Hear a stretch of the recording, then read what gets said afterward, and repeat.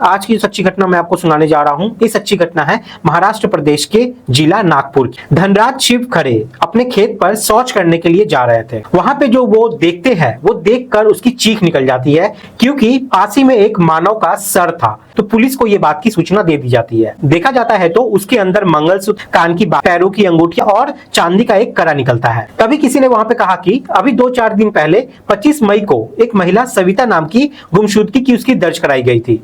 आप इसके बारे में एक बार पता करके देखिए। अब इसके बाद पुलिस जो है वो सविता की माँ और गीताबाई से पूछती है कि क्या ये सब गहने तुम्हारी बेटी के हैं। गहने देखते ही उसकी माँ समझ जाती है और वहां पे जोर जोर से वो रोने लगती है। अब पुलिस यहाँ पे सविता के पति विवेक को ढूंढना शुरू कर दिया, जो कि गायब था। आखिरकार 11 जून 2014 को विवेक पुलिस के हत्थे चढ़ जाता है। पूछताछ में पता चलता है कि वो अपनी पत्नी के चरित्र पर लगातार शक किया करता था। तो इसी पर उन दोनों के बीच में कहासुनी हो जाती है।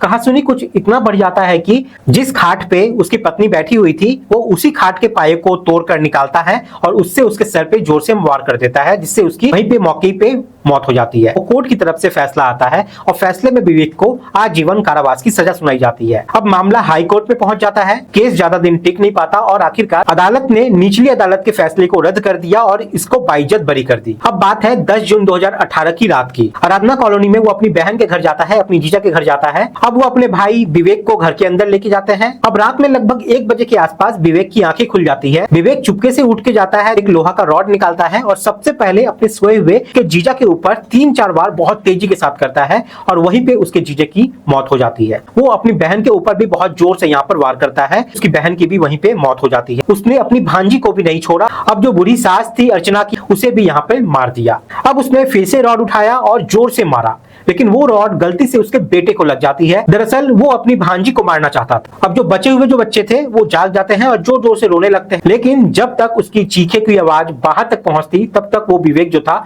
वहां से भाग जाता है। 10 तारीख की रात को ये कत्ल होता है और 19 जून 2018 को लुधियाना के शांति नगर वहां से एक लीड मिलती है पुलिस को और विवेक को जाकर वहां पर पकड़ बैठती है।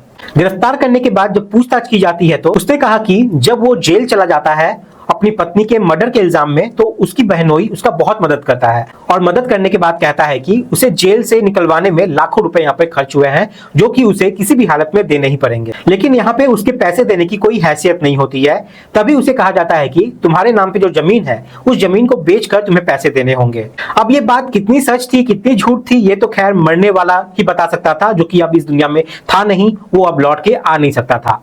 आखिरकार पुलिस ने 18 सितंबर 2018 को इस मामले में चार्जशीट दाखिल की और नागपुर के सेशन कोर्ट ने 4 साल 6 महीने और 28 दिन के बाद 18 दिसंबर 2023 को इस विवेक को मृत्युदंड की सजा सुनाती है।